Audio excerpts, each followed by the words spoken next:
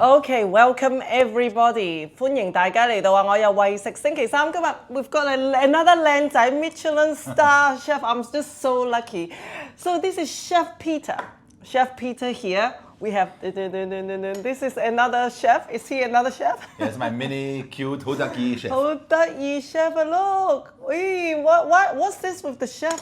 I mean, with the bear. What was the story? This is a bear because we're giving in the evening. We give instead of chocolates, we give lovely gummy bears. And the gummy bears was created, obviously, created in Germany many years ago, 1920 to be specific. And the gentleman who's created, his name was Hans Riegel, and he was born in Bonn, so he created a company. And his first shape he created was a bear because he loved gummy bears. He loved teddy bears. I love teddy bears too. This is so everybody cute. loves teddy bears, right? And this is something a little bit more fun at the end. And we have even here for Hong Kong, we have one with ginger. It's like a tongyun. Can I try? Yes, can of I course. try? You so try one. We are very like food safety. Absolutely. So this tastes a little bit like a tongyun. Tongyun? Yeah, so sisu, oh my god, spicy. Okay. Wow. You feel like the warm spices coming up, right? It is so. So we have always something funny flavors. So sometimes have a chili one. Here's also another one which is super cute. It's a sour French fries. Oh no, sour French fries. I don't want to. Wow! After eating that, the saliva will come out. So super good, right? Yeah. And but we have more than gummy bears, obviously. Yes. So I want to get deep inside to this Chef Peter here. He had been a chef for how many years? A long time. A long time. He's very young. He's only 18.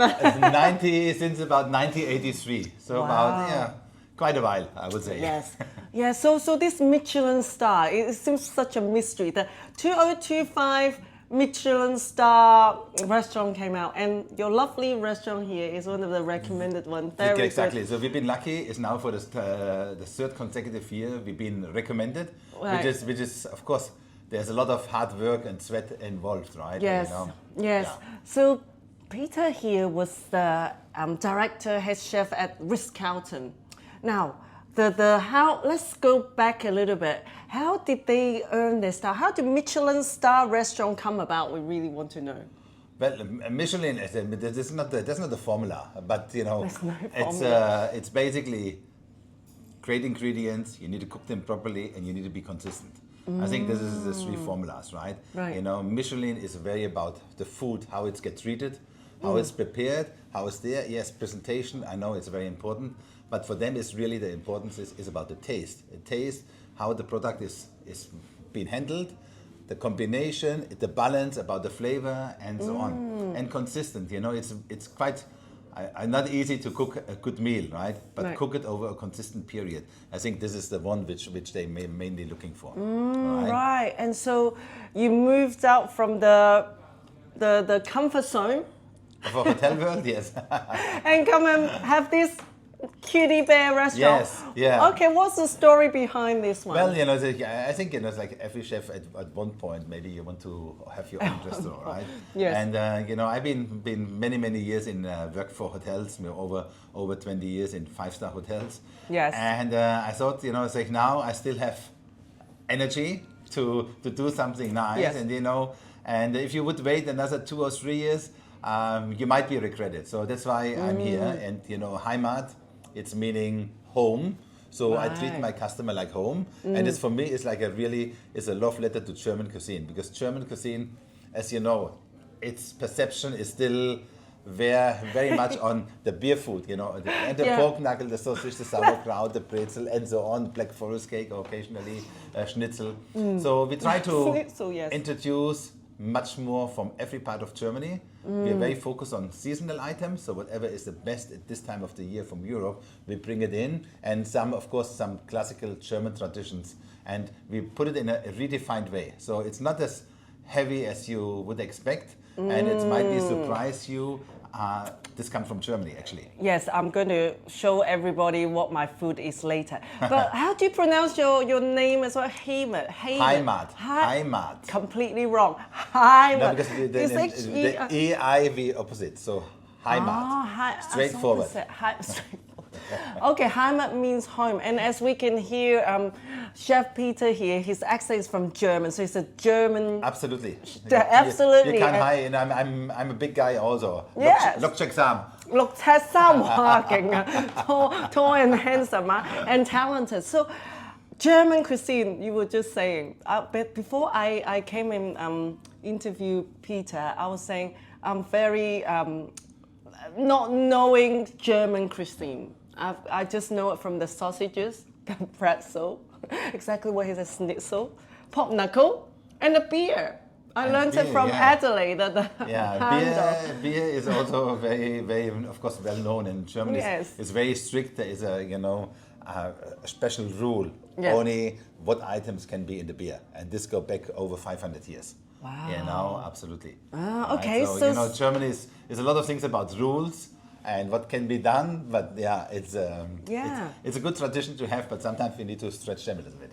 Yes, and as us honky know, like when we go fine dining, it's either usually Western style, it's either the French or like we might go omakase Japanese, but German fine dining, how?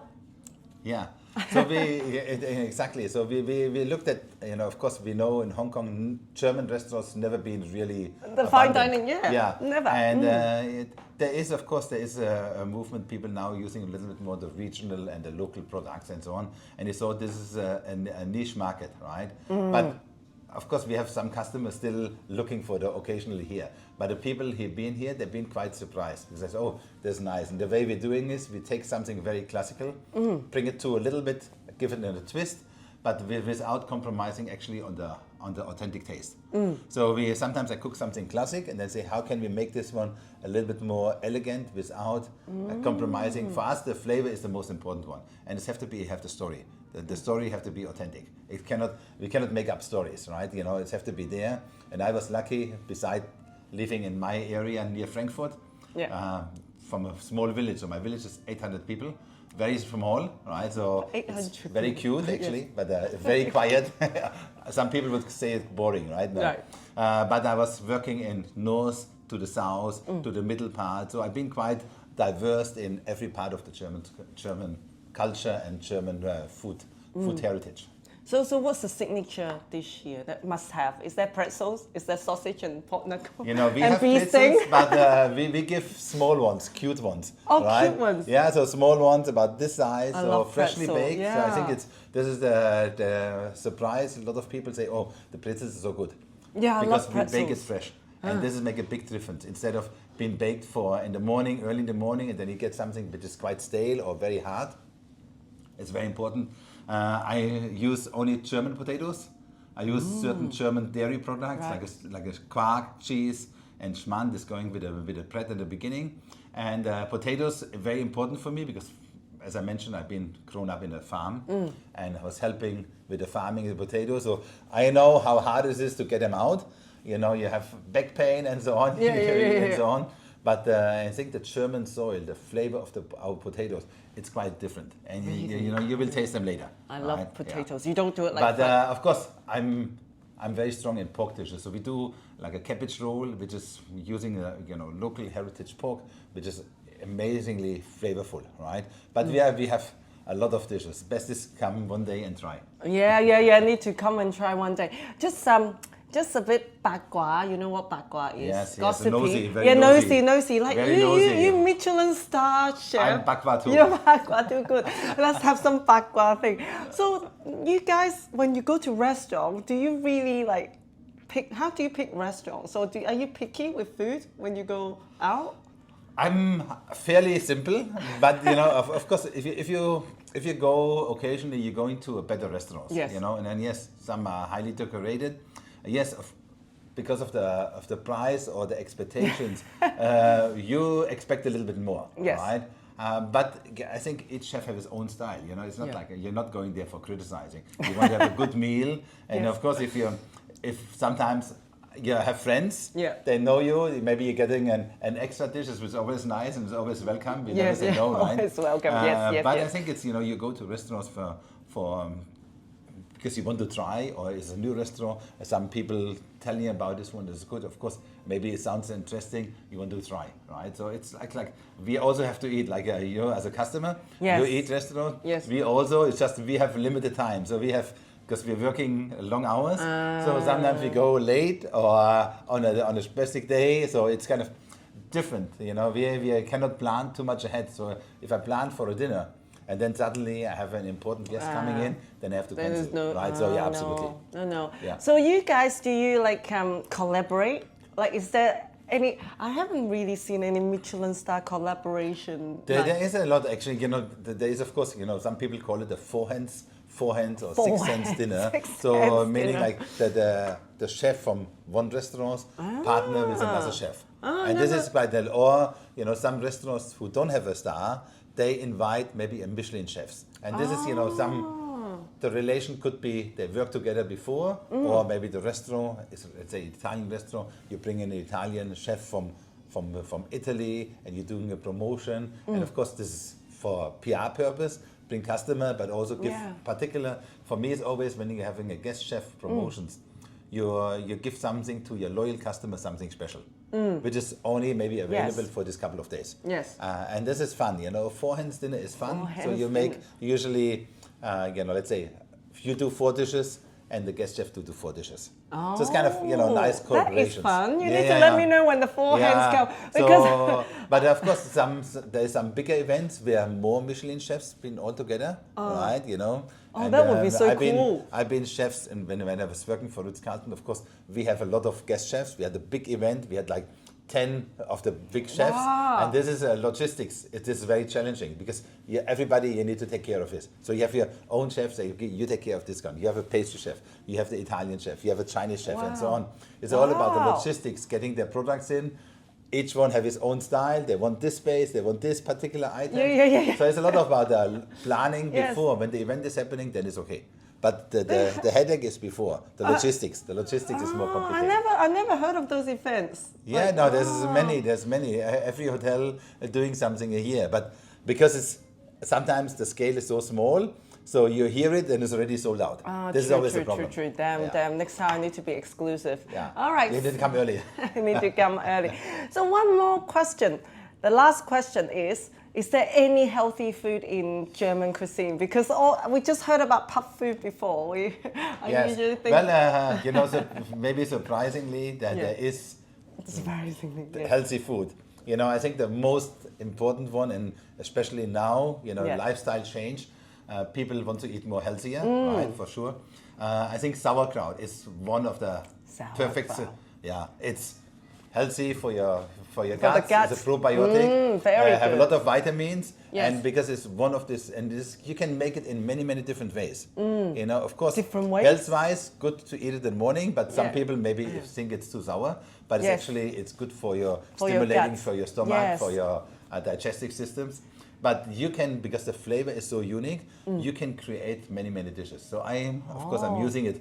Also, later I will let you try. Yes, We're using it with something more classical way, but I use it also for refined with a Riesling sauce and a soup, as a salad, and so on. There's many ways. Give you a lot of options because it tastes good cold and it tastes good warm. Yeah. Right? So just This is one of the one, and another one is very more seasonal. Is white asparagus. So white asparagus, it's been always titled as the king of the vegetables because it's grown underground. Yes.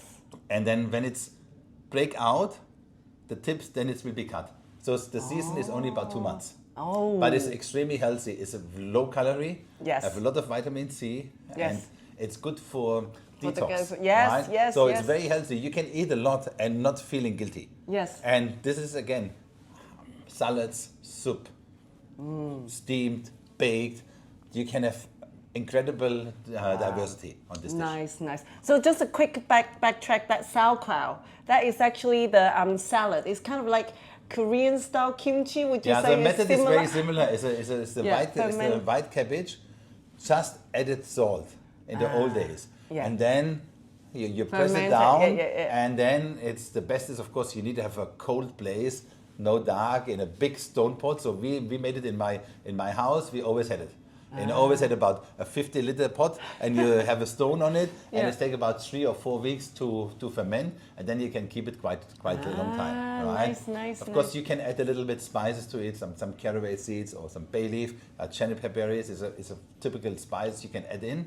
You can make your variations, right? Yeah. You know, so compared to kimchi, we don't add the spices, we don't add the garlic into it. We just leave it naturally, and it's keep nice and crunchy. Very nice. Yeah. Last but not least, dessert. All us females like dessert. I was just talking to Chef Peter about bee sting. And then he told me a very interesting story. Yeah. Please. So the bee sting, you know, it's happened in also, it's one of my favorite. If you go to Germany, you order bee sting. It's about, 10 cm, it's about this big, and it's super yummy, and you get it in every local bakery, right? Yes. And of course, I want to bring this also here to Heimat. We did it a couple of times. We make it a refined versions with a bee, with a honeycomb, with a honey integrated, and so on. Yeah. And the story which somebody told me a long time ago, right? So a story was from 13th century, and there was no TV, no Netflix, so no disturbance. So they do fighting. So one village want to invade one village on the top of the hill. They didn't really have the weapon, so they threw beehives to them. And suddenly it's a lot of bees. So everybody was running away, right? And to celebrate the occasions, they make a cake and they call it a bee sting cake. And you have, each country have something similar. The French, they call it the trapezzine cake and so on. But basically it's a yeast cake.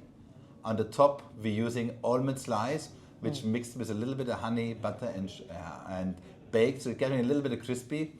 After it's cooled down, you slice it in the middle. Inside, some people using a vanilla custard cream with a little bit of whipped cream into it, or just whipped cream, and sometimes drizzle a little bit of honey on the top. So you can be very, very playful, and ours is a really soft. It's soft. The dough is soft. So some people are thinking, is this a dessert or is this a bread? Oh, right? okay. But in Germany, we treat it as a cake, nice.